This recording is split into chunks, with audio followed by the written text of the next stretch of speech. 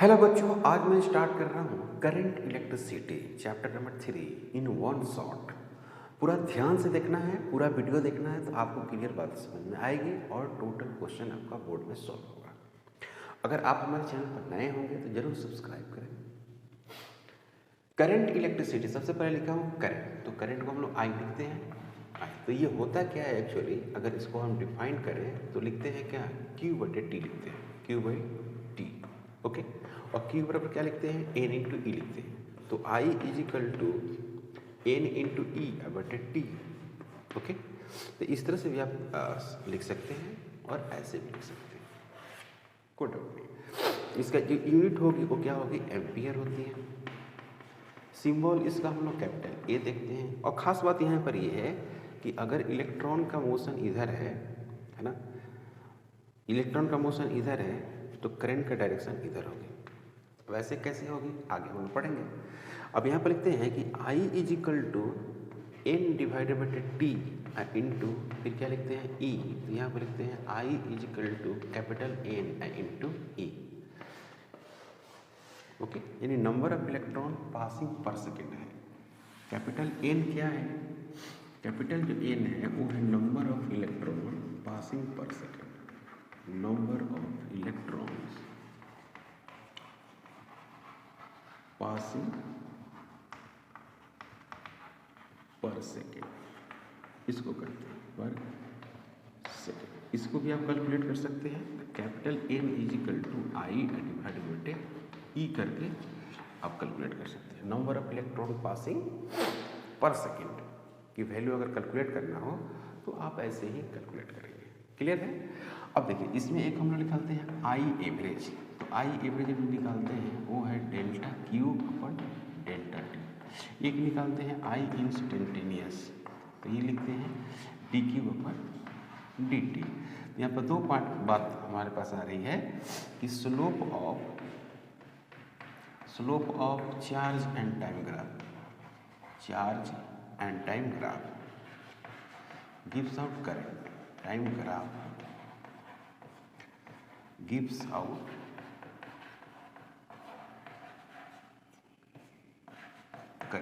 Current देता है। Clear. दूसरी बात यहाँ पर ये है कि अगर हम एरिया इसका निकाल दें, इसी का एरिया निकालें, एरिया जैसे आई है D Q upon D T दिया हुआ है, D Q upon D T. तो D Q is equal to क्या लिख सकते हैं, आई और डी टी लिख सकते हैं। यहाँ पर लिखेंगे क्या, डी क्यू इंटीग्रेशन और आई, फिर क्या होगा डी टी होगा। तो Q is equal to I D T, ऐसे वैसे होगा। तो area of current and time graph, current and time graph, area current and time graph gives out electric charge, gives out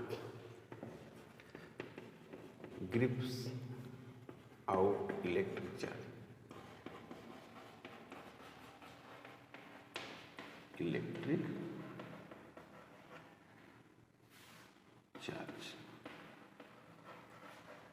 electric charge देता है। अब हमको बात करेंगे इलेक्ट्रिक करंट इन कंडक्टर। काफ़ी इंपॉर्टेंट है, थोड़ा सा कंसेप्चुअल है, थोड़ा सा आपको शुरू में ध्यान ज़्यादा देना पड़ेगा क्योंकि हम लोग करंट के बारे में थोड़ा सा कंसेप्ट को डेवलप कर रहे हैं पहले। तो इलेक्ट्रिक करंट हेडिंग रहेगा, यहाँ से दो भागों में डिवाइड कर देते हैं। Electric current in conductor, electric current in conductor. Okay, तो होती क्या है कि एक कंडक्टर है, ओके, इस तरह से कंडक्टर है, तो इसमें जो इलेक्ट्रॉन का जो मूवमेंट होता है वो जिगजैग होता है, इधर आया है ना, फिर इधर गया, फिर इधर आ गया, ऐसे होता रहता है। यानी इस तरह से होता है, ऐसे हो जाता है, ऐसे गया, फिर ऐसे गया, फिर ऐसे गया, ऐसे गया, ऐसे गया, ऐसे गया, ये ए है और ये कहाँ चला गया, बी चला गया। तो इसमें जो नेट डिस्प्लेसमेंट हुआ, नेट जो डिस्प्लेसमेंट हुआ वो क्या हो गया, 0 हुआ। तो आई जो इसका करंट होगा वो भी क्या हो गया, 0 हो गया। मतलब कि जिगजैग पाथ में ये करंट नहीं होती है। अब यहाँ पर है कि इस तरह से कंडक्टर है और इसमें फ्री इलेक्ट्रॉन है, इस तरह से आपने बाहर से दिया इलेक्ट्रिक फील्ड। तो अभी लास्ट लेक्चर में हम लोग पढ़े थे कि इस पर क्या लगेगा, फोर्स लगेगा इधर, है ना, इधर। तो इधर क्या हुआ, करंट जाएगी, करंट किधर फ्लो करेगी, इधर फ्लो करेगी, है ना। इलेक्ट्रॉन जो फ्लो करेगा इसके उल्टा में फ्लो करेगा। इसको ऐसे कर दीजिए, इलेक्ट्रिक ऐसे ऐसे होगा। इलेक्ट्रिक फील्ड इधर है तो ये इधर जा रहा था, इलेक्ट्रॉन जा रहा है ना। इधर क्या हो गया, इलेक्ट्रिक करंट, इधर आ गई इलेक्ट्रिक करंट। तो इलेक्ट्रिक करंट ऐसे फ्लो करती है, वन दिशा में ड्रिफ्ट हो जाती है। इलेक्ट्रॉन क्या होता है, वन डायरेक्शन में ड्रिफ्ट हो जाता है। तो हम बात करते हैं किसका, ड्रिफ्ट वेलोसिटी का, ड्रिफ्ट वेलोसिटी। तो ड्रिफ्ट जो वेलोसिटी है vd, वो क्या है, एवरेज वेलोसिटी है। ये क्या है, एवरेज वेलोसिटी ऑफ इलेक्ट्रॉन है, एवरेज वेलोसिटी ऑफ इलेक्ट्रॉन, इसको हम लोग पढ़ते हैं, ठीक है। शॉर्ट फॉर्म में बात करें तो एवरेज किसी का हम कैसे निकालते हैं। सबसे पहली बात कि यहाँ पर जो F लगेगा वो E इंटू ई होगा, ओके। ए बराबर क्यू बी, F बराबर क्या होगा, M इंटू ए होगा। यहाँ पर चार्ज नेगेटिव है तो M A is equal to minus E into capital E. तो A is equal to minus E into A divided by कितना होगा, एम होगा, ओके। तो v बराबर क्या होगा, u प्लस ए टी, इसका इस्तेमाल करेंगे हम लोग, ओके। तो यहाँ पर क्या हो गया कि v drift velocity is equal to average velocity v1 plus v2 plus dot dot dot, कितने पार्टिकल हैं, n है। तो हम यहाँ पर लिखेंगे n पार्टिकल के लिए इक्वेशन। अब जैसे ही यहाँ पर n पार्टिकल के लिए इक्वेशन लिखेंगे तो क्या मिलेगा आपको। अब यहाँ पर फार्मूला ये वाला इसलिए लिख रहे हैं कि एक्सेलरेशन क्या है, कांस्टेंट है। कांस्टेंट एक्सेलरेशन के लिए ये लिखा जाता है, तो मैं लिख रहा हूँ। अब V D is equal to क्या होगा, u प्लस ए t1, फिर लिखेंगे क्या, u plus A into t2 plus dot dot dot un और प्लस ए, फिर क्या लिखेंगे tn। अब पूरा ओवरऑल का डिवीजन क्या करेंगे, n पार्टिकल्स है। तो V D is equal to लिखेंगे u1 plus u2 plus dot dot dot un। यहाँ पर एक कॉमन ले लेंगे, यहाँ पर लिखेंगे क्या, t1 plus t2 dot dot dot tn, okay. Overall divide by कितना करेंगे, n करेंगे। तो यह ऐसे भी कर सकते हैं, अलग अलग n कर सकते हैं। तो यहाँ पर हो गया आपका n, और फिर यहाँ पर भी हो गया m। तो ई तो हो गया 0, क्योंकि इनिशियल जो होता है जिगजैग पाथ में चलता है, तो ये वाला हो गया 0। तो V D is equal to 0 plus A, यहाँ पर हो गया t1 plus t2 up to dot dot dot dot tn, और डिवाइडेड बाई कितना हो गया, n हो गया। तो यहाँ पर क्या हो गया, V D is equal to A t1 plus t2 plus dot dot dot tn, और डिवाइडेड बाई कितना हो गया, n। तो यहाँ पर क्या हो गया, a और हो गया टाउ, इसको a और हम लोग टाउ लिखते हैं। काफ़ी इंपॉर्टेंट रिजल्ट है। अब यहाँ पर जो a का वैल्यूज है वो पुट कर देते हैं। तो पुट करेंगे तो क्या मिलेगा, वी डी ड्रिफ्ट वेलोसिटी बराबर minus E capital E divided by M into tau, यही है। अब इसमें क्या है, ड्रिफ्ट वेलोसिटी जो है इलेक्ट्रॉन का होता है। तो इलेक्ट्रिक फील्ड अगर इधर है ना, तो ड्रिफ्ट वेलोसिटी क्या होगा, उल्टा होगा। क्योंकि इलेक्ट्रिक फील्ड जो होती है वो इलेक्ट्रॉन के फ्लो के उल्टा होती है, और ड्रिफ्ट वेलोसिटी है किसका, इलेक्ट्रॉन का फ्लो है, इलेक्ट्रॉन का स्पीड है। तो ये हो गया ड्रिफ्ट वेलोसिटी। यानी जो वी डी है वो directly proportional electric field intensity है, और एक बात पर डिपेंड करता है, टाइम कांस्टेंट पर। तो इसको बोलते हैं हम लोग टाइम कांस्टेंट। और टाइम कांस्टेंट जो होता है ये कांस्टेंट वैल्यूज है जो मटेरियल पर डिपेंड करता है, depends on material. And temperature, depends on material and temperature. Clear है? एंड मटेरियल पर डिपेंड करता है और किस बात पर डिपेंड करता है बच्चों? टेम्परेचर पर। Time constant depends on material and temperature, इन दो बातों पर ये डिपेंड करता है। क्लियर है? यहाँ तक कोई डाउट? ओके। अब बात जो हम लोग करने जा रहे हैं उसका नाम है current density. Current density, current density. तो इसमें करंट डेंसिटी को सिंबल क्या करते हैं? जे देते हैं, और ये होता है current per unit area. Current per unit area हम लोग बोलते हैं इसको करंट डेंसिटी। तो करंट डेंसिटी में करंट डेंसिटी बराबर जे, तो करंट डिवाइडेड बटे एरिया लिखते हैं। तो यूनिट इसका लिखेंगे एम्पियर डिवाइडेड बटे मीटर का स्क्वायर। तो आई इज इक्वल टू लिखेंगे, आई बराबर लिखेंगे जे इंटू ए। अब बात यहाँ पर ये है कि ए जो है स्केलर क्वांटिटी है और जे जो है वो है वेक्टर क्वांटिटी है, और एरिया भी क्या है? वेक्टर क्वांटिटी है। तो आई इज इक्वल टू जो होगी वो जे ए होगी कॉस थीटा होगी। और थीटा क्या है? जे वेक्टर और ए वेक्टर के बीच का एंगल है। जैसे इधर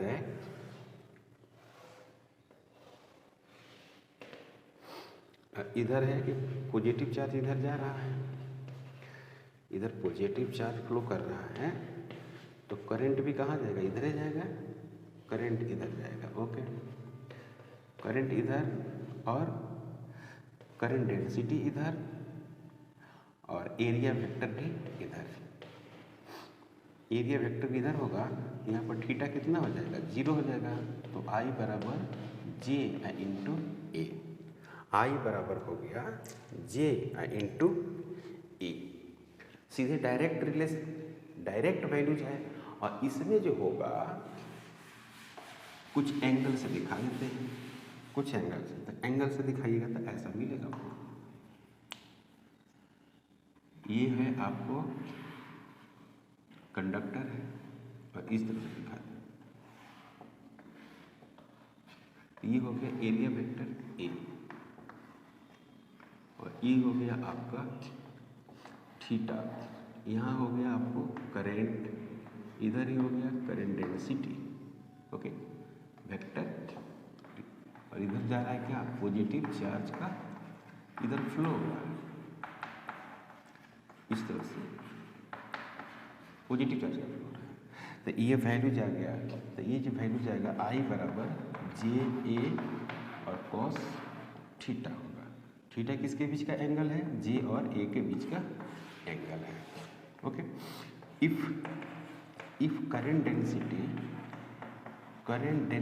वेरिएबल हो, अगर करंट डेंसिटी वेरिएबल हो तो D I is equal to J और डी ए लिखते हैं और इंटीग्रेशन करते हैं। तो आई इज इक्वल टू लिखेंगे क्या? जे और डी ए, ऐसे बना दें। आई बराबर जे डी ए ऐसा लिखते हैं करंट डेंसिटी का रिलेशन। अब बात करेंगे हम लोग current density and drift velocity की बात करते हैं। तो करंट डेंसिटी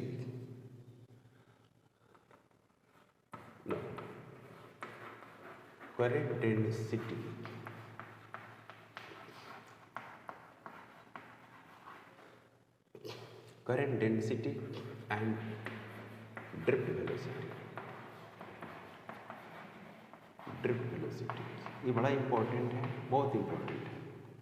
एन है जो वो है करंट डेंसिटी बोलते हैं, current density. Sorry, current density and drift velocity में तो ऐसा है, यहाँ पर एन एक एज्यूम करते हैं जिसको बोलते हैं इलेक्ट्रॉन डेंसिटी। इसका नाम है इलेक्ट्रॉन डेंसिटी। जी आपको पता है करंट डेंसिटी है। तो इसमें हम लोग क्या कर रहे हैं कि इस तरह से मान लेते हैं ऐसे। एक कंडक्टर है, ऐसी क्रॉस सेक्शनल एरिया अपनी है, इधर क्या है इलेक्ट्रिक फील्ड इसमें दिया हुआ है, तो इस तरह से ये फ्लो करता है। तो ये डेल्टा एल डिस्टेंस कवर किया, डेल्टा एल कितना में, डेल्टा टी टाइम में। इसमें वी टी जो होगा, वी टी वो delta L divided by delta T हो जाएगी। तो delta L is equal to V D into delta T हो जाएगी। तो डेल्टा जो वी है स्मॉल वॉल्यूम में लेते हैं, तो ये इसको लिखेंगे क्या, डेल्टा एल इंटू एरिया। तो इसको क्या लिखेंगे, V D delta T into area, ये हो गया डेल्टा वी। ओके, अब बात करना है हमको उस छोटे वाले पार्ट्स में इलेक्ट्रॉन डेंसिटी का, मतलब कि नंबर ऑफ इलेक्ट्रॉन्स की बात करना है, मतलब उसमें हमको चार्ज बात करना है। तो आई इज इक्वल टू हो गया डेल्टा क्यू डिवाइडेड बाई क्या होगा, डेल्टा टी। तो एन जो है, एन वो नंबर ऑफ इलेक्ट्रॉन्स है, नंबर ऑफ इलेक्ट्रॉन्स है ना, नंबर कैपिटल एन वाला जो है नंबर ऑफ इलेक्ट्रॉन्स है, स्मॉल एन जो है इलेक्ट्रॉन डेंसिटी है। तो डेल्टा जो क्यू होती है, डेल्टा क्यू वो होती है एन इंटू स्मॉल ए, कैपिटल एन इंटू ई होती है, ये मुझे पता है। अब बात यहाँ पर ये हुआ कि क्यू बराबर एन ही लिख देते हैं, स्मॉल एन नंबर, तो हमको निकालना है इसमें निकालना है छोटा वाला एन, इलेक्ट्रॉन डेंसिटी निकालना है। तो इलेक्ट्रॉन जो डेंसिटी होगी स्मॉल एन बराबर है ना नंबर ऑफ इलेक्ट्रॉन्स पर यूनिट क्या होगा, वॉल्यूम है ना, यही ना होगा। तो capital N is equal to small N into delta V हो जाएगा। तो यहाँ पे जो वैल्यूज है उसमें लिखेंगे डेल्टा क्यू बराबर स्मॉल एन ई, फिर लिखेंगे डेल्टा वी, डेल्टा वी के बदले लिखेंगे ये वाला वैल्यूज है ना। तो यहाँ पर क्या है बच्चों, डेल्टा क्यू बराबर स्मॉल एन ई, बहुत इंपॉर्टेंट फार्मूला याद रखिएगा, वी डी फिर ए इंटू डेल्टा टी, ये डेल्टा क्यू हो गया। तो डेल्टा क्यू इंटू ई हो गया। तो आई बराबर क्या लिखेंगे, आई बराबर लिखेंगे बच्चों डेल्टा क्यू अपन डेल्टा टी। अब इसको सोल्व करेंगे तब बहुत इंपॉर्टेंट, बहुत सुपर रिजल्ट आएगा जो आपके बोर्ड के लिए बहुत इंपॉर्टेंट है ना। इसको मिटाता हूँ मैं और यहाँ से हम लोग आगे बढ़ जाएंगे, बहुत आगे चले जाएंगे। देखिए कैसे वो चलते हैं। तो आई बराबर हो गया, I is equal to delta Q. तो डेल्टा क्यू की वैल्यू है एन है, ई है, स्मॉल कैपिटल ए है और वी डी है और डेल्टा टी है डिवाइडेड बटे डेल्टा टी।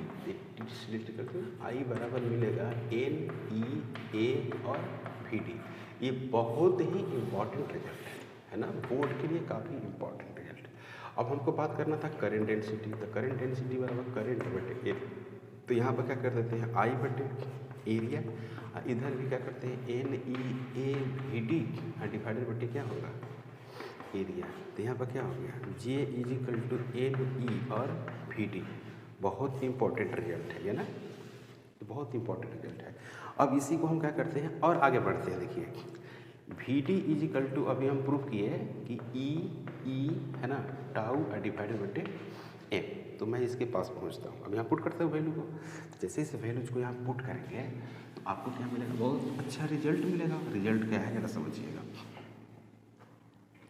रिजल्ट ये है कि जे हो गया ओके, और जे के बाद एन इंटू ई हो गया ओके, और वी डी के वैल्यू ये पुट करते हैं।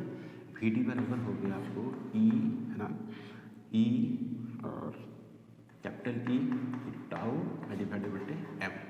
तो जे इज इक्वल टू जो हो गया एन ई का स्क्वायर टाउ डिवाइडेड बटे एम, और ये हो गया आपका ई। ये रिजल्ट है, काफ़ी सुंदर रिजल्ट है ना।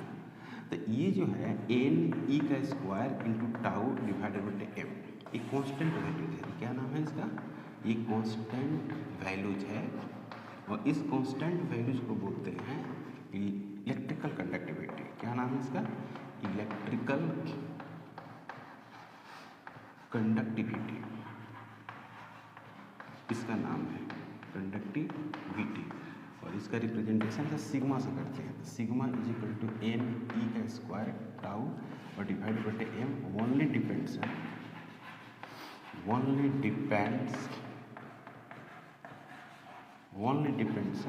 किस पे डिपेंड करता है? Only depends on conductivity, only depends on conductor and temperature, only depends on material लिखेंगे, मटेरियल एंड टेम्परेचर, सिर्फ इसी बात पर डिपेंड करता है, मटेरियल पर डिपेंड करता है बच्चों और टेम्परेचर। क्लियर? बहुत इंपॉर्टेंट है, याद रखिएगा इसको, है ना। जो भी मैं यहाँ पर शुरू में कर रहा हूँ ये काफ़ी इम्पॉर्टेंट है, इसको बहुत ध्यान से देखना है।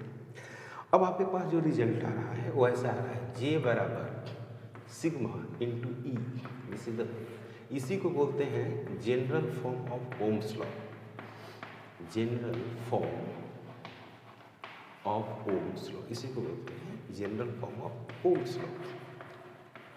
अब बात करते हैं क्या कि ओम्स लॉ होता क्या है। ओम्स लॉ, टेम्परेचर क्या होना चाहिए? कांस्टेंट, टेम्परेचर कांस्टेंट होना चाहिए, कांस्टेंट टेम्परेचर। इलेक्ट्रिक जो पोटेंशियल है वो डायरेक्टली प्रोपोर्शनल, इलेक्ट्रिक करंट है ना, इलेक्ट्रिक जो करंट है वो डायरेक्टली प्रोपोर्शनल होती है पोटेंशियल V का, that is V directly proportional I, ये भी लिख सकते हैं। तो V इज इक्वल टू क्या लिख सकते हैं? I इंटू R, V बराबर लिखते हैं I इंटू R, जहाँ पर R क्या है? R है इलेक्ट्रिकल रेजिस्टेंस, इलेक्ट्रिकल रेजिस्टेंस, ये भी जो है मटेरियल पर ही डिपेंड करता है। Electrical resistance depends on material, depends on material, ये भी मटेरियल पर डिपेंड करती है। और यहाँ पर जो है अभी ओम्स लॉ आता कैसे है? अगर ओम्स लॉ के बोर्ड में पूछ दिया कि भाई ओम्स लॉ कैसे लाते हैं आप, ये बताइए, तो आपको ऐसे लिखना होगा, J is equal to sigma into E. पहली बात ये हम लोग जानते हैं कि रजिस्टिविटी जो होती है 1/कंडक्टिविटी होती है, ये रजिस्टिविटी है, ये आप 10th के जो फिजिक्स है वहाँ पढ़े। एक और चीज़ पढ़े होंगे आप, एक और चीज़ पढ़े होंगे कि R बराबर रो L बटे एरिया, ये भी पढ़े होंगे, रजिस्टेंस इज इक्वल टू। तो यहाँ पर जो आप पढ़िएगा J बराबर पढ़े हैं I बटे A, इसी से हेल्प से प्रूफ होगा ये। तो J बराबर तो लिखे हुए हैं, J बराबर जो लिखे हुए हैं सिग्मा इंटू ई, और एक बात लिखे होंगे V बराबर E इंटू डी, ये पोटेंशियल है। तो यहाँ पर आप V इंटू एल लिखेंगे, V बराबर E इंटू एल, सभी को पुट करते हैं यहाँ पर। तो J बराबर क्या लिखेंगे? I डिवाइडेड बटे A लिखेंगे, इसको क्या लिखेंगे? तो 1/रो लिखेंगे। चलिए 1/रो लिख दिए। E को क्या लिखिएगा? तो E को लिखिएगा V डिवाइडेड बटे L लिखिएगा, हो गया आपका काम, बन गया V बराबर। तो I इज इक्वल टू जो हो गया, या आप ऐसे लिख सकते हैं इसको आराम से, एक लाइन, यानी I इंटू यहाँ पर लिखिएगा रो L डिवाइडेड बटे area is equal to V, है कि नहीं? तो V इज इक्वल टू, ये तो I है, I ये कितना है? R है, तो I into R, V is equal to लिख सकते हैं I इंटू R। ये ओम्स लॉ प्रूफ हो गया। इस तरह से ओम्स लॉ क्या करते हैं हम लोग? प्रूफ करते हैं। अब इसमें चर्चा जो करना रहता है वो R के बारे में चर्चा करना रहता है, R के बारे में। लेकिन सबसे पहली बात ये है कि ओम्स लॉ जो है, लिमिटेशन ऑफ ओम्स लॉ में अगर बात करेंगे, limitation of Ohm's law, limitation of Ohm's से V is equal to IR है। तो अगर V को हम Y की तरफ ले लें और I को इधर ले लें, I को, तो ये बिल्कुल कैसा नज़र आ रहा है? Y बराबर mx जैसा नज़र आ रहा है। तो ये स्ट्रेट लाइन ग्राफ देगा। तो only for conductor, only for conductor, यानी कंडक्टर का मतलब यहाँ पर हो गया ओहमिक मटेरियल। ओहमिक मटेरियल का मतलब ये हुआ कि वैसा मटेरियल जो ओम्स लॉ को फॉलो करता है, follows Ohm's law. Ohm's law को जो फॉलो करता है उसको हम लोग बोलते हैं ओहमिक मटेरियल बोलते हैं। और ऐसा मटेरियल जो ओम्स लॉ को फॉलो नहीं करता है, यानी स्ट्रेट लाइन ग्राफ होगा। कैसा होगा भाई? स्ट्रेट लाइन ग्राफ होगा, स्ट्रेट लाइन ग्राफ होगा। और जो ओम्स लॉ को फॉलो नहीं करता है तो नॉन लीनियर होता है। नॉन लीनियर कौन होता है? जो ओम्स लॉ को फॉलो नहीं करता है। उस मटेरियल को क्या कहते हैं? नॉन ओहमिक मटेरियल बोलते हैं, नॉन ओहमिक मटेरियल। जैसे कि डायोड हो गया, वैक्यूम ट्यूब हो गया, ट्रांजिस्टर हो गया, ये सब के सब जो है वो क्या है? नॉन ओहमिक मटेरियल है, जिसका ग्राफ क्या होता है? स्ट्रेट लाइन नहीं होता है। अब यहाँ पे जो रेजिस्टेंस की बात अगर हम करते हैं, अबाउट रेजिस्टेंस, अब हेडिंग हम लोग देते हैं क्या? About resistance. तो रेजिस्टेंस में हम लोगों को ये देखना है कि किन किन बातों पर ये डिपेंड करती है। About resistance, about resistance, okay. तो रेजिस्टेंस में अगर हम बात करें तो सबसे पहले कि आर बराबर रो है, एल है और एरिया है, ठीक। पहला बात मटेरियल पर डिपेंड करता है, मटेरियल पे डिपेंड करता है, मटेरियल डिपेंडेंट हो गया, मटेरियल डिपेंडेंट। कैसे? रो बढ़ेगा तो रेजिस्टेंस क्या करेगा? बढ़ेगा। दूसरी बात shape and size, shape and size. R is equal to rho L बटे कितना है? Area. R directly proportional L, R inversely proportional क्या है? एरिया है। यानी R1 बटे R2 is equal to L1 बटे L2। अगर एरिया को कांस्टेंट कर दिया है ना, R1 बटे R2 is equal to A2 divided बटे क्या? A1, यानी पाई R2 का स्क्वायर डिवाइडेड बटे पाई R1 का स्क्वायर, है ना, R2 का स्क्वायर डिवाइडेड बटे R1 का स्क्वायर। इस तरह से हम लोग बात करते हैं आर बराबर रो एल बटे एरिया। इस तरह से हम लोग इसको समझ सकते हैं। यहाँ पर तीसरा जो है R is equal to rho L बटे एरिया है, तो R is equal to rho L, यहाँ पर लिख सकते हैं क्या? एल डिवाइडेड बटे ए इंटू एल। तो R is equal to rho L, यहाँ पर है वॉल्यूम। तो वॉल्यूम जो होता है वो क्या होता है? कांस्टेंट होता है। वॉल्यूम जो है वो क्या है? कांस्टेंट है। यानी आर एल स्क्वायर हो गया, तो आर डायरेक्टली प्रोपोर्शनल क्या हो गया? L square.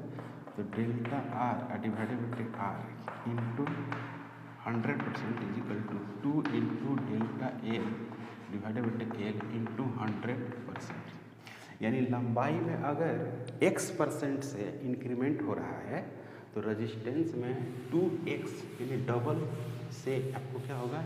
इंक्रीमेंट होगा। तो ये रही बात आपको रेजिस्टेंस तक हमने पहुंचाया है। अब हम बात इसी में कर रहे हैं क्या? अब बात कर रहे हैं कॉम्बिनेशन ऑफ रेजिस्टेंस। तो पहला है सीरीज कॉम्बिनेशन, दूसरा है पहला है सीरीज कॉम्बिनेशन। इसमें फर्स्ट पॉइंट है करंट कांस्टेंट रहता है, पोटेंशियल वेरिएबल रहता है। जैसे ये सेल लगाए हैं, सेल से करंट बह रही है तो ये सभी रेजिस्टेंस में होकर जगह पास कर रही है। तो नेट जो पोटेंशियल होगा वो V1 होगा प्लस V2 होगा प्लस V3 होगा। अभी आपने पढ़ा था कि V बराबर क्या होता है? I इंटू R होता है। तो यहाँ पर लिखेंगे क्या? I लिखेंगे या फिर क्या लिखेंगे? RS लिखेंगे। यहाँ पर लिखेंगे I R1 plus I R2 plus I R3, इस तरह से लिखेंगे। तो यहाँ पर लिखेंगे क्या? RS is equal to R1 plus R2 plus क्या होगा? R3 होगा। इसी तरह से अगर n नंबर ऑफ रजिस्टर होगा तो for n number of resistor, for n number of resistor, n number of जब रजिस्टर होगा तो क्या लिखेंगे? यहाँ पर लिखेंगे क्या? RS is equal to R1 plus R2 plus dot dot dot और RN if all are equal, if all are equal, सब इक्वल होगा तो क्या होगा? R1 बराबर R2 बराबर R3 बराबर dot dot RN is equal to कितना हो जाएगा? R। तो यहाँ पर हो गया R S is equal to R plus dot dot dot R. तो यहाँ पर लिखेंगे N into R, R S बराबर कितना हो जाएगा एन इंटू आर। दूसरा है क्या पैरेलल कॉम्बिनेशन, दूसरा है आपको पैरेलल कॉम्बिनेशन है। तो पैरेलल कॉम्बिनेशन, पैरेलल कॉम्बिनेशन, तो इसमें होता क्या है पैरेलल कॉम्बिनेशन में, पैरेलल कॉम्बिनेशन में ये जो पार्ट है वो है कि करंट वेरिएबल होगा, करंट वेरिएबल, और पोटेंशियल क्या रहेगा कांस्टेंट। पोटेंशियल जो होगा कांस्टेंट नाम इसका दिया जाएगा। क्लियर, पोटेंशियल जो होगा वो होगा कांस्टेंट और करंट होगा वेरिएबल। और इसमें क्या होगा कि एक ही पॉइंट से सभी तार जुड़ा हुआ रहेगा। जैसे यहाँ पर पॉइंट है, ये पहला है और यहाँ आ गया, ये दूसरा है और यहाँ आ गया, और ये तीसरा वायर है और यहाँ आ गया। दोनों सभी का पॉइंट एक जगह है, और ये हो गया आपका सेल, माइनस और प्लस सेल लगा दिया गया। करंट, करंट है, इधर भी करंट, इसमें I1 करंट, यहाँ पर क्या है I2, और यहाँ पर क्या है I3, यहाँ पर क्या हो गया I1, यहाँ हो गया I1, ये हो गया क्या I2, ओके ये I हो गया। तो इस जगह पोटेंशियल और इस जगह पोटेंशियल है ना, ये पोटेंशियल डिफरेंस सेम है। यानी I इज इक्वल टू आप लिखेंगे I1 plus I2 plus I3। V बराबर क्या होता है I इंटू आर होता है, तो I बराबर क्या होगा V बटे आर, ये होगा। तो अब यहाँ पर क्या मिलेगा V बटे R P is equal to V divided बटे R1 प्लस V डिवाइडेड बटे R2 प्लस V बटे क्या होगा R3 होगा। ओके, V बराबर R1 प्लस R2 होगा। ओके, तो यहाँ पर क्या होगा V ऊपर से कॉमन लेकर काट देंगे तो मिल जाएगा क्या 1 बटे R P is equal to 1 बटे R1 प्लस 1 बटे R2 प्लस 1 बटे R3, ये वैल्यूज होगा। ओके, 1 बटे R P is equal to 1 बटे, इसको सोल्व करना है for n number, if n number of capacitor हो तो क्या करेंगे, n नंबर ऑफ कैपेसिटर अगर हो तब क्या किया जाएगा, n नंबर ऑफ कैपेसिटर होगा तो 1 बटे R P is equal to 1 बटे R1 1 बटे R2 प्लस 1 बटे Rn।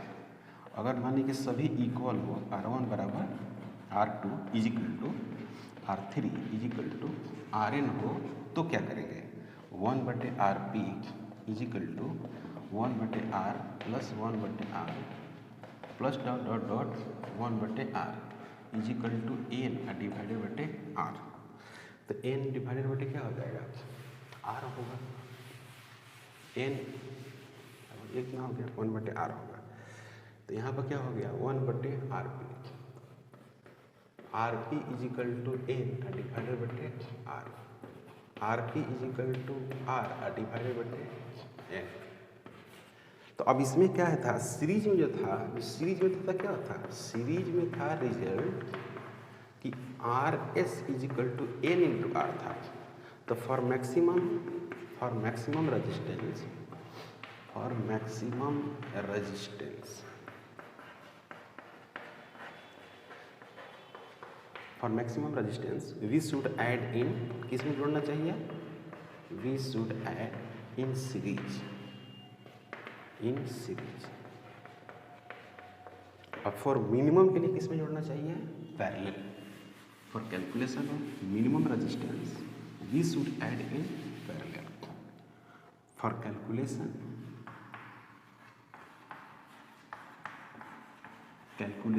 Of minimum resistance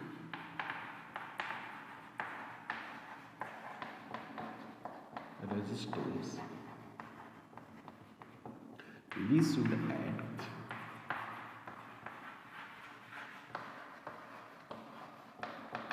in parallel, parallel में, यानी parallel is equal to R बटे N। तो ये हो जाएगा minimum.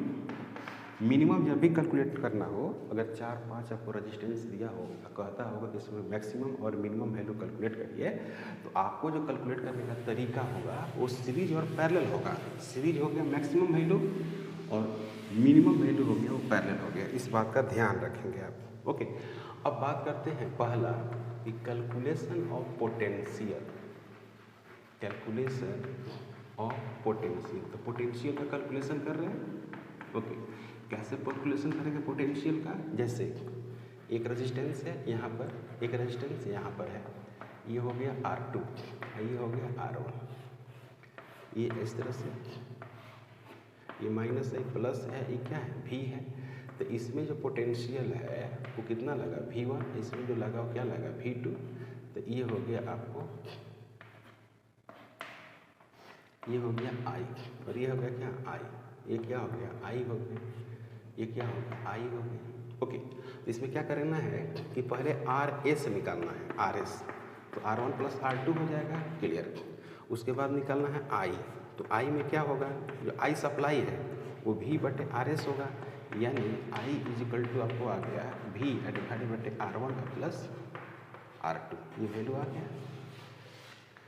I is equal to V बटे R1 प्लस R2 आ गया, इतना आया। अब उसमें हमको क्या करना है कि V1 निकालना है। तो V1 बराबर I इंटू R1 हुआ। तो V1 इज इक्वल टू हो गया I V डिवाइडेड बटे R1 प्लस R2, और यहाँ पर क्या मिल गया? I मिल गया, सॉरी R1, ये हो गया। V2 इज इक्वल टू क्या होगा? V2 बराबर I इंटू R2। तो यहाँ पर हो गया V2 is equal to I V divided बटे R1 प्लस R2 इंटू क्या हो गया? R2। ये हो गया पोटेंशियल V1 और V2। दूसरा है आपको calculation of current. Calculation of current. Current कैसे कैलकुलेट करते हैं? कैलकुलेट करेंगे जैसे यहाँ पर है ऐसे, इस तरह से, ये I हो गया, ये R2 हो गया, ये R1 हो गया, ये I1 हो गया, ये भी I1, ये भी I1, ये हो गया I2, ये हो गया I2, और ये हो गया I। यहाँ पर A है, ये कितना है? B है, B है। तो इसमें पोटेंशियल क्या होगा? सेम होगा। तो एट A की अगर हम बात करें, एट A, तो I इज इक्वल टू क्या होगा?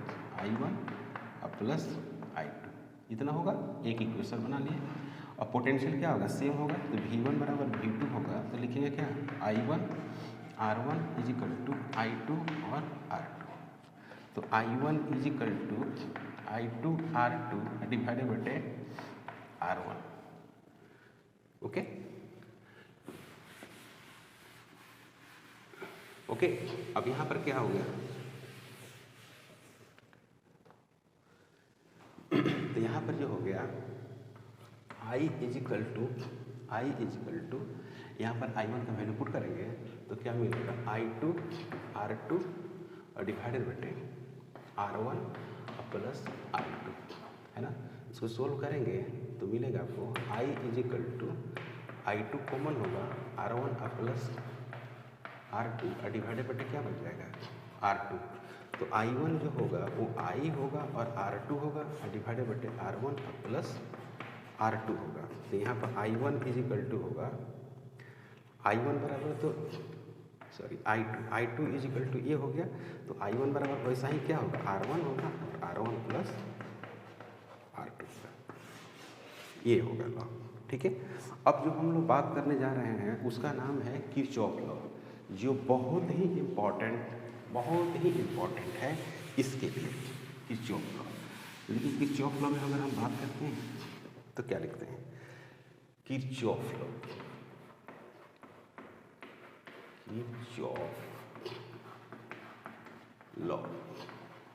इसमें दो तरह के लॉ है।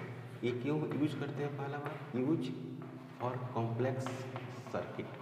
कॉम्प्लेक्स अगर सर्किट हो तो उसी में आप लोग यूज करते हैं इसको, यूज फॉर कॉम्प्लेक्स सर्किट। दूसरी बात, यूज फॉर कॉम्प्लेक्स सर्किट, पहला इसका लॉ है जो फर्स्ट लॉ है, इसका नाम फर्स्ट लॉ ही है, फर्स्ट लॉ। इसको करंट लॉ भी बोलते हैं, करंट लॉ भी नाम है इसका। इसका नोड लॉ भी नाम है, नोड लॉ। और इसका नाम है जंक्शन लॉ भी इसका नाम है, junction law.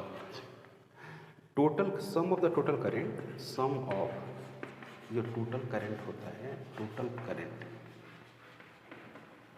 Eight any node, at any node is zero होता है। पहली बात, sum of the total current at any node is zero. जैसे आई जो नेट है, आई नेट क्या कर देना है जीरो। जैसे मान लीजिए इधर से आ रहा है, इधर से भी आ रहा है, चला गया इधर, ये I1 हो गया, ये I2 हो गया, और ये कौन हो गया, I3 हो गया। तो ई कौन होगा, ये नोड है, ये नोड है। तो नोड पे नेट करंट का सम जीरो करना है, तो आई नेट इज इक्वल टू क्या करना है, जीरो करना है। तो आने वाला जो करंट होता है वो क्या होता है, पॉजिटिव, और जाने वाला करंट क्या करते हैं, निगेटिव, जीरो। तो इनकमिंग जो करंट है वो किसके बराबर हो गया, आई आउट गोइंग के बराबर हो गया।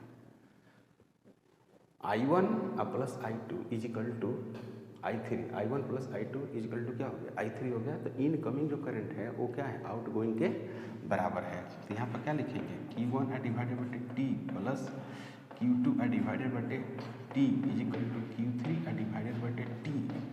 तो Q1 plus Q2 is equal to Q3,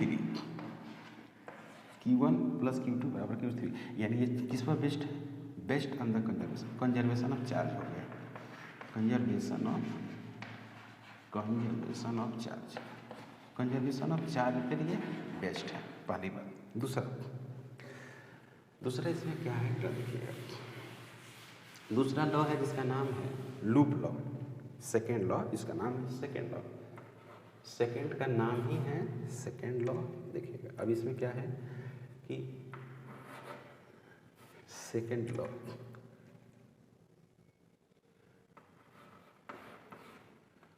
second law इसको बोलते हैं KVL, किरचॉफ वोल्टेज लॉ। इसी को बोलते हैं लूप लॉ, इसका नाम है लूप लॉ भी इसको हम लोग बोलते हैं। ओके, इसमें होता है कि in any close loop, in any close loop, loop कैसा होना चाहिए, close loop, sum of total potential, sum of total potential, sum of total potential is equal to zero होना चाहिए, is equal to sum of total electric potential is equal to zero. यानी net जो potential हो गया, net potential वो हो गया zero, या भी नेट हो गया वो हो गया जीरो किस लूप में। जैसे मान लीजिए ऐसे है,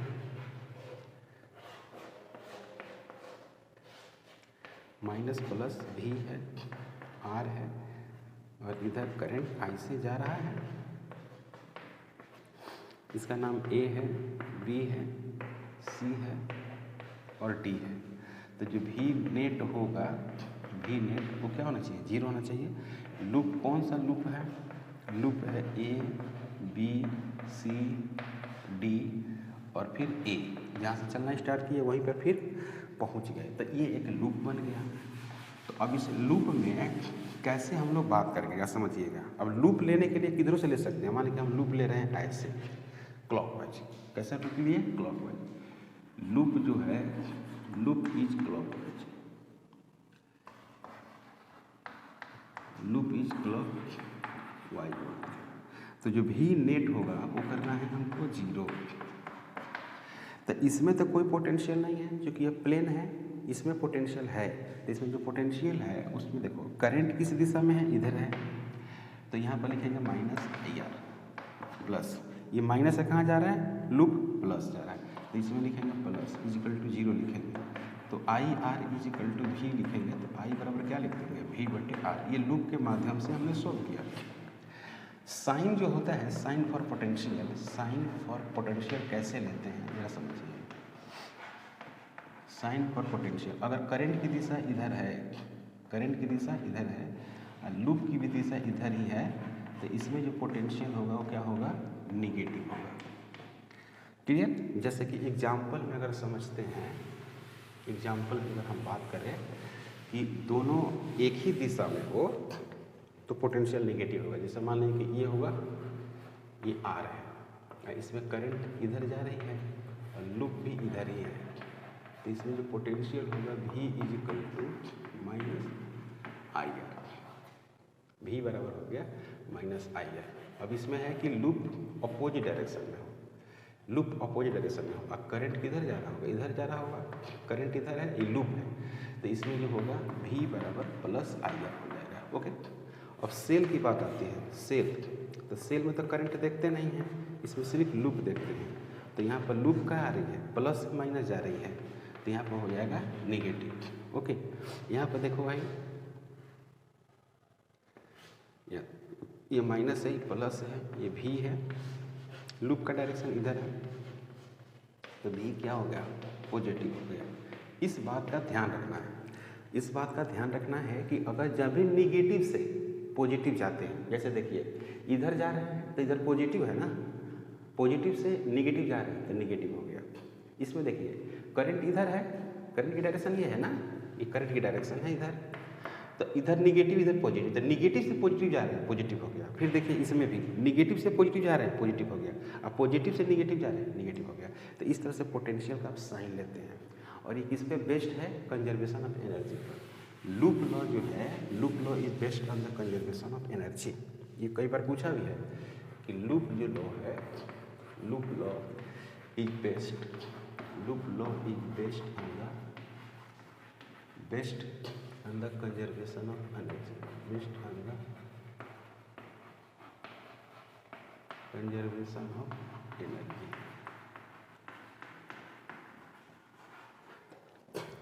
Loop law is based on the conservation of energy.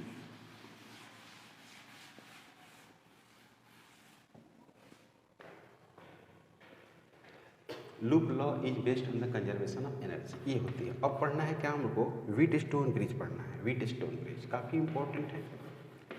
Wheatstone bridge, Wheatstone bridge, ये एप्लीकेशन है किरचॉफ लॉ का। इसका स्ट्रक्चर ऐसा होता है, ऐसे इस तरह से होगा,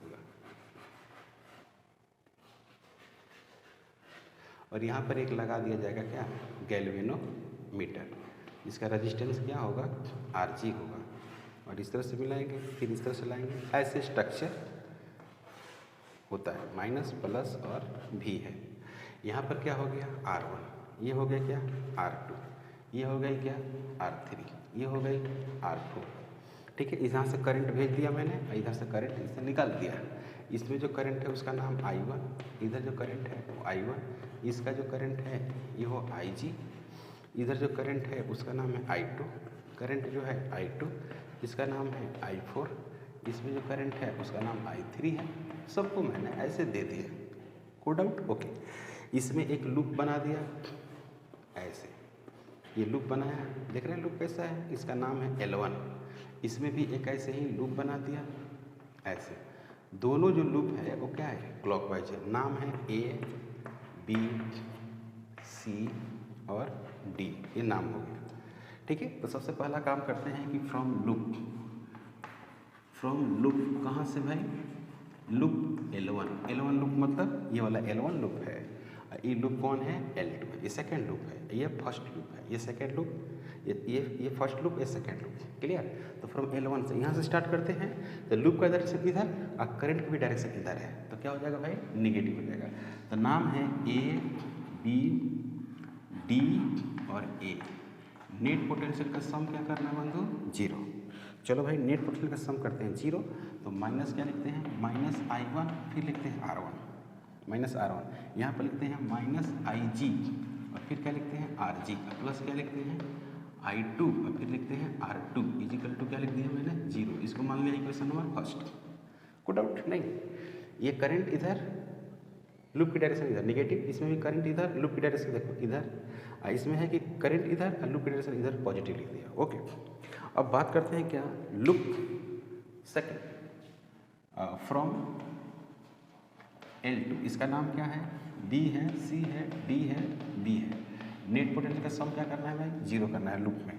तो चलो यहाँ से स्टार्ट करते हैं, यहाँ से तो यहाँ पर लिखेंगे क्या, I3 फिर R3 माइनस होगा plus I4 R4 plus IG और RG इजिकल टू क्या हो जाएगा 0। को डाउट नहीं ना, ऐसे फिर ऐसे फिर ऐसे।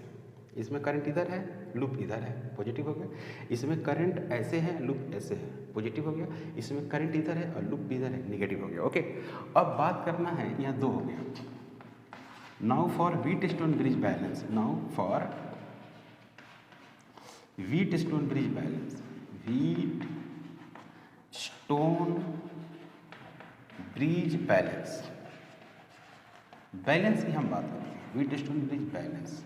तो बैलेंस में क्या होता है कि IG होता है, वो होता है 0 और VB का जो पोटेंशियल होता है वो VD के पोटेंशियल के बराबर होता है।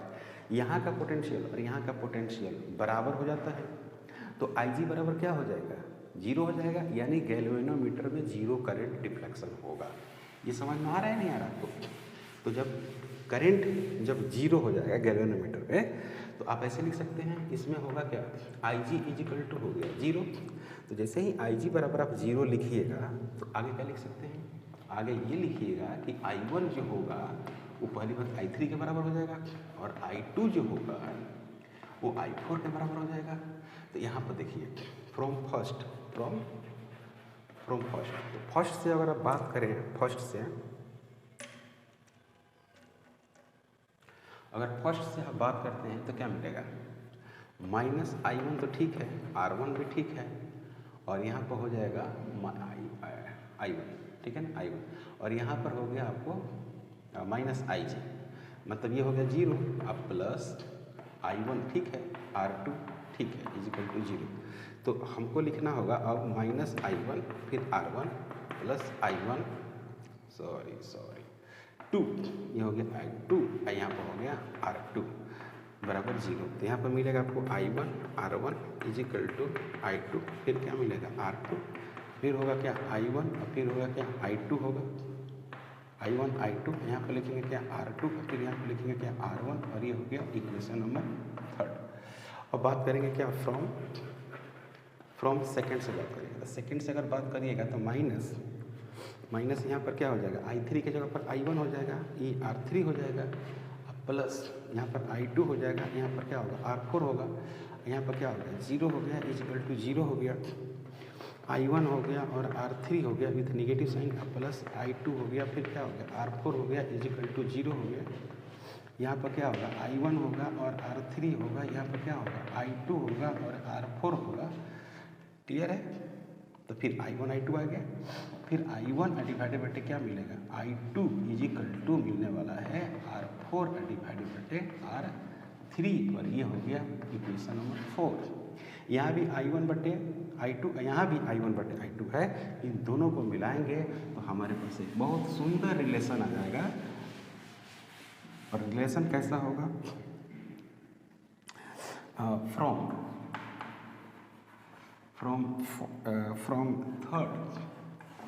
Third and fourth. तो थर्ड और फोर्थ से रिलेशन निकालेंगे तो R2 डिवाइडेड बटे R1 इजिकल टू मिल जाएगा R4 डिवाइडेड बटे R3। इसको ऐसे भी लिख सकते हैं और R1 पलट देते हैं, R1 बटे R2 इजिकल टू R3 बटे R4। ये रिलेशन होता है जब बैलेंस होता है, तब जब बैलेंस कंडीशन होता है तो ये अगर R4 आपको निकालना है, सपोज दैट R4 अगर निकालना है तो क्या लिखिएगा R3 डिवाइडेड बटे R2। R4 निकालना हो तो निकालिएगा क्या, यहाँ पर R1 यहाँ पर लिखिएगा R2, ऐसे वैल्यूज होगा। इस तरह से वैल्यूज आप कैलकुलेट कर सकते हैं। कोई डाउट, यहाँ तक कोई डाउट नहीं है। तो यही आपको व्हीटस्टोन ब्रिज पढ़ना था, है ना। अब बात करेंगे हम लोग इलेक्ट्रिकल पावर। तो इलेक्ट्रिकल पावर में पहले बात करते हैं क्या, heating effect of current. Heating effect of current, heating effect of current heat produce करता है। Heating effect of current, heating effect of current. जैसे कि यहाँ पर एक सिंपल वायर है ना, और दोनों तरफ क्या कर दिए, पोटेंशियल डिफरेंस अप्लाई कर दिए। ये B है और ये क्या है, A है, ये R है, और इसमें ऐसे इलेक्ट्रिक करंट इस तरह से अप्लाई करते हैं। तो जैसे अप्लाई करेंगे तो डेल्टा V मतलब कि VA माइनस VB, और ये क्या हो जाएगा, I इंटू R हो जाएगा। ओके, यानी V बराबर जो हो गया वो I इंटू R हो गया, और Q बराबर क्या हो गया, I इंटू T हो गया। तो W इज इक्वल टू क्या हो जाता है, V इंटू क्यू होता है। तो यहाँ पर लिखेंगे आई आर, यहाँ पर लिखेंगे आई टी। तो यहाँ पर क्या हो जाएगा बच्चों, आई का स्क्वायर और आर इंटू टी लिखेंगे, ये हो गया W। यही वर्क करना पड़ेगा। ओके, तो when charge particle displaced, when charge particle displaced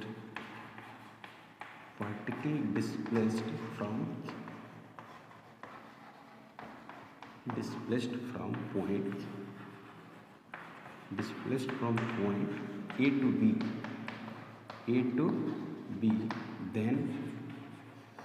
then work will have to do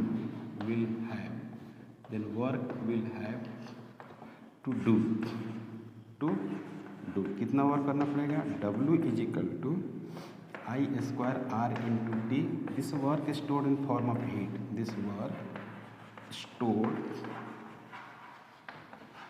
in the form of heat,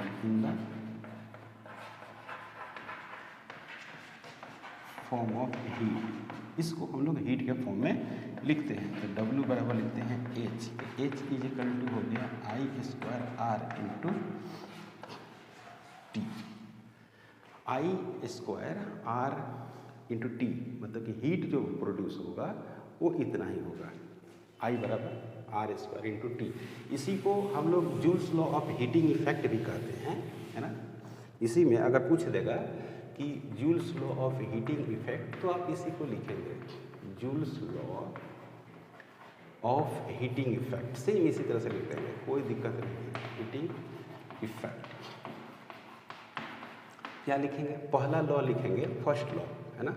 first law लिखेंगे I डायरेक्टली प्रोपोर्शनल H बराबर H directly proportional I square, पहला law हो गया, at constant R and T क्या होगा, constant, ऐसे लिखते चला जाना, है ना। फिर H डायरेक्टली प्रोपोर्शनल क्या हो गया, R, ये सेकंड हो गया। H डायरेक्टली प्रोपोर्शनल क्या हो गया, T, ये थर्ड लॉ हो गया। बस, और सभी को मिला देंगे तो क्या मिलेगा, H I स्क्वायर R और T।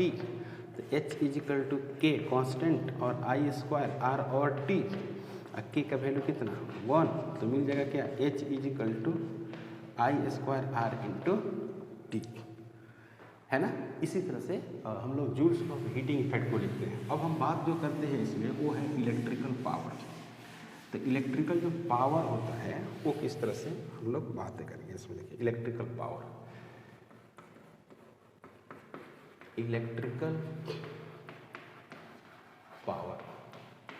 तो ये क्या होता है, electrical power, rate of change of electrical heat, electrical power capital P, rate of change of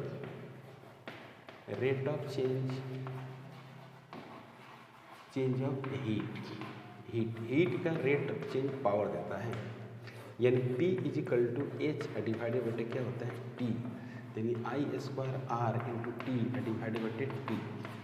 तो ये हो गया P is equal to I square R, ये हो गया। इसी को लिख सकते हैं P is equal to I into R, और फिर लिख सकते हैं इंटू I। तो यहाँ पर लिख सकते हैं क्या, V, और फिर लिख सकते हैं क्या, I। तो P इज इक्वल टू हो गया, P is equal to VI हो गया। अब क्या है कि V बराबर IR होता है, V बराबर IR, तो आप यहाँ पर इसको लिख सकते हैं V बराबर IR। तो I इज इक्वल टू लिखेंगे V बटे R, तो P is equal to V बटे R, इसका square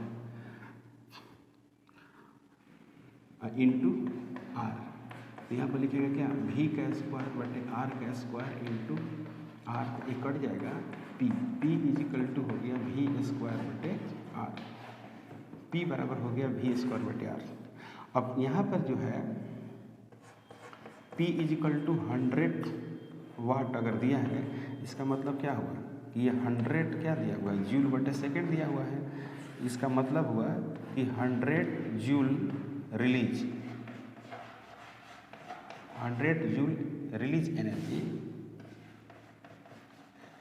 100 joule release energy in 1 second, energy in 1 second, इसको हम लोग बोलते हैं 100 joule release energy in 1 second. अब यहाँ पर जो है कि पावर का हमको बात करना है, जैसे पावर कॉम्बिनेशन, सीरीज, पैरेलल वगैरह, तो इसमें जो होता है combination of power, combination of power की अगर हम बात करें तो जैसे होता है क्या कि पहले अगर सीरीज की बात करते हैं तो आर एस बराबर क्या होता है, R1 होता है प्लस R2 होता है सीरीज में। तो P इजिकल टू होती है V और R, या ऐसे लिखते हैं V स्क्वायर डिवाइडेड बटे R होती है, ओके, V स्क्वायर बटे R। तो P,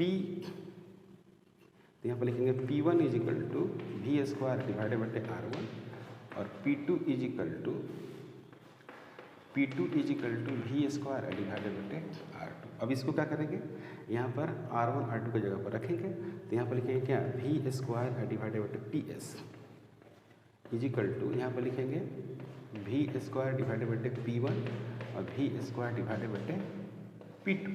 यहाँ पर आ जाएगा 1 बटे PS इजिकल टू 1 बटे P1 प्लस 1 बटे P2।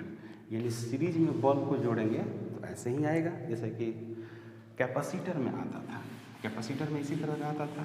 अगर पैरेलल में अगर जोड़ा जाए, अगर जोड़ा जाए किस में, पैरेलल में, तो पैरेलल में जब जोड़ेंगे तो कैसे आ जाता है, पैरेलल में जोड़ा जाए तो यहाँ पर हो जाएगा 1 बटे RP, 1 बटे RP इजिकल टू 1 बटे R1 प्लस 1 बटे R2।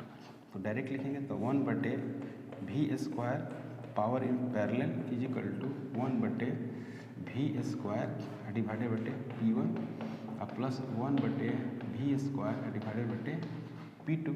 तो ये हो गया पावर इन पैरेलल डिवाइडेड बटे V का square is equal to P1 divided बटे V का स्क्वायर प्लस P2 डिवाइडेड बटे V का स्क्वायर, ये कट जाएगा। तो power in parallel is equal to P1 plus P2, ये हो गया आपको पैरेलल में। तो पैरेलल में जब जोड़ेंगे तो इस तरह से ज़्यादा आता है और सीरीज में जो होता है पावर कम आता है। अब इसमें एक शॉर्ट में आता है क्या, kilowatt hour, kilowatt hour. 1 kilo watt में जो एनर्जी रिलीज होती है, energy in 1 kilowatt, energy in 1 kilo watt, 1 kilo watt में जो एनर्जी होती है उसी को हम लोग बोलते हैं किलोवाट आवर बोलते हैं। तो 1 किलो वाट आवर, इसका मतलब हुआ एक का मतलब हुआ 1, किलो का मतलब हुआ 1000, वाट का मतलब हुआ जूल बटे सेकेंड, और यहाँ पे हो गया आपको सीरीज, ये हो गया आपका आवर, आवर का मतलब हो गया 60 है ना मिनट, और फिर क्या हो गया 60 सेकेंड, सेकेंड से सेकेंड कट गया तो आपको बचेगा 3600 इंटू 000 इंटू जूल। तो यहाँ पर बच जाएगा 3.6 into 10 to the power 6 joule. तो ये हो गया 1 किलो वाट और आवर, 1 किलो वाट आवर में यही आपको एनर्जी होती है ना, 1 किलो वाट आवर में ये एनर्जी आ गई। ओके, अब बात हम लोग जो करेंगे कि कोई बल्ब जो है किस तरह से फ्यूज होता है, नहीं पहले हम लोग बात करेंगे EMF की बात करेंगे। EMF, तो EMF जो है स्ट्रेंथ है, स्ट्रेंथ ऑफ सेल है, स्ट्रेंथ ऑफ सेल, सेल का ताकत है को बताता है ये EMF। और मेजर करते हैं इसको ओपन सर्किट में,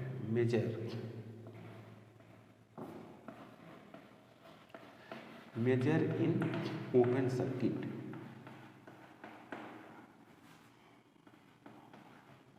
ओपन सर्किट में इसको हम लोग मेजर करते हैं, मेजर इन ओपन सर्किट। तो इसको भी हम लोग जोड़ते हैं, है ना। जैसे मान लीजिए कि एक सेल है, इसका कुछ ईएमएफ होगा, है ना, फिर दूसरा सेल लगा दिए इस तरह से, ओके। इस तरह से आपको एक लोड लगा दिया, यहाँ पर लोड लगा दिया, यहाँ पर क्या है, कैपिटल आर लगा दिया। यहाँ पर एक था, एक यहाँ पे था, यहाँ पर स्मॉल r2 है, यहाँ पर कौन है, EMF 1 है, या यहाँ पर EMF 2, यहाँ पर EMF 1, यहाँ पर है R1, ओके। इसमें करंट क्या हो रही है, I बह रही है, ऐसे करंट I करंट बह रही है। तो I जो करंट है, करंट I है, वो बहेगी तो ऐसे मिलेगी EMF 1, है ना, EMF 1 प्लस EMF 2 डिवाइडेड बटे मिलेगा आपको कैपिटल R और R1 प्लस R2। तो नेट जो EMF मिलेगा वो क्या होगा, EMF 1 प्लस EMF 2। तो डायरेक्ट जोड़ देंगे, EMF जो होगा, जो नेट जो EMF कैलकुलेट करेंगे उस वैल्यूज को हम लोग डायरेक्ट ऐड करेंगे, इसमें डायरेक्ट ऐड कर देंगे। जैसे ऐसे होगा तब एक डायरेक्शन में सेल होगा, तब अगर पूरी डायरेक्शन में होगा तो उसको घटा देंगे। और जो पैरेलल में होता है, जैसे मान लीजिए कि इस तरह से सेल है, एक ऐसे है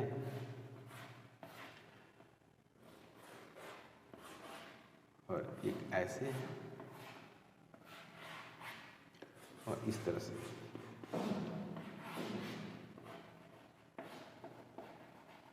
ये हो गया। तो ये हो गया आपको R1 EMF 1, ये हो गया आपका क्या R2, ये हो गया EMF 2, है ना। तो इसमें जो I का वैल्यूज आती है वो ऐसे आती है, EMF 1 और R1 प्लस EMF 2 और R2 डिवाइडेड बटे जो मिलता है वो मिलता है आपको RP प्लस कैपिटल R, ऐसे। तो जो EMF होता है पैरेलल में वो ऐसे होता है, EMF पैरेलल में वो होता है आपको EMF 1, है ना, और R1, EMF 1 और R1 प्लस EMF 2 और R2। तो इसको फाइनली हम लोग कैलकुलेट करेंगे, तो EMF 1 R2 प्लस EMF 2, है ना, और R। आप ऐसे लिख दीजिए, इसको हटाइए, डायरेक्ट लिख दीजिए। यहाँ पर जो वैल्यू जाएगा वो आएगा आपको EMF 1 R2 plus EMF 2 R1 divided बटे R1 प्लस R2, ऐसे, क्लियर, ओके। तो उसी तरह से यहाँ पर लिखिएगा, तो डायरेक्ट लिखिएगा तो क्या मिलेगा, EMF 1 R2 plus EMF 2 R1 divided बटे R1 प्लस R2। और EMF क्या होना चाहिए, कांस्टेंट होना चाहिए। तो देखिए EMF कैसा मिलता है, कांस्टेंट कैसे मिलता है, अगर मान लीजिए कि R1 बराबर R2 बराबर क्या है, R है, EMF 1 बराबर EMF 2 है बराबर EMF है, तो नेट EMF देखिए कैसे निकलता है, इसका नेट EMF। तो नेट EMF जो निकालेंगे वो ER प्लस ER डिवाइडेड बटे R प्लस R, तो होगा 2ER डिवाइडेड बटे 2R, ये और ये कैंसिल हो जाएगा, ये हो गया EMF। तो EMF net is equal to क्या हो गया, EMF वैल्यूज हो गया, ओके। तो करंट का मैंने बहुत सारे कोर्स को किया है मैंने, इसको आप रिवीजन करेंगे, आपका पेपर बहुत अच्छा जाएगा। अगर आप मेरे चैनल पर नए हैं प्लीज़ सब्सक्राइब करें, शेयर करें, थैंक यू।